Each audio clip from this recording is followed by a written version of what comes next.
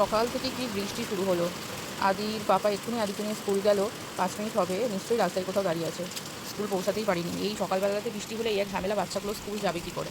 আমি বললাম যে বৃষ্টিটা দেখে যাও, তো তখন পরে নিয়ে এখন ওরা বেরিয়ে যাওয়ার পরেই ঝমঝম ঝমঝম করে বৃষ্টি। বৃষ্টিটা থামা মাত্রই মাছ দিতে এসেছিল, তাই আমি মাছ নিয়ে নিলাম। আমরা এই কাকুটার কাছ থেকেই মানে মাছ নিই, তো ভালো করে কেটে টেটে ভালো করে দেয় পরিষ্কার করে, তো মাছ নিয়ে নিলাম। আদি সব বই খাতা সব এখানে সাজিয়ে রেখে দিয়েছি, কারণ আন্টি আসবে পড়াতে আদিকে, স্কুল থেকে আসার পরে 11:30টার দিকে পড়াতে আসবে, তাই সব এখানে রেখে দিয়েছি।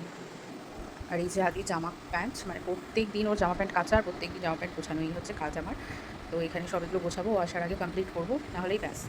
আর সকালবেলায় দেখালাম যে কী পরিমাণে মেঘ হয়েছিল আর বৃষ্টি হচ্ছে, আর এখন এই হচ্ছে মেঘের অবস্থা। এখন দেখে মনে হচ্ছে যেন একবারে মানে পুজোর আকাশ মনে হচ্ছে। আজকে সবটা আদির পাপাই করেছে, আমি কিচ্ছু করিনি আমার পায়ে ব্যথা বলে। এখানে মাছের মাথাটা ভেজেছে, আলু ভাজা করেছে, ডাল করেছে আর আলু সিদ্ধ। এটা হচ্ছে অমৃত। ডাল, আলু সিদ্ধ, আলু ভাজা হচ্ছে অমৃত, আর মাছ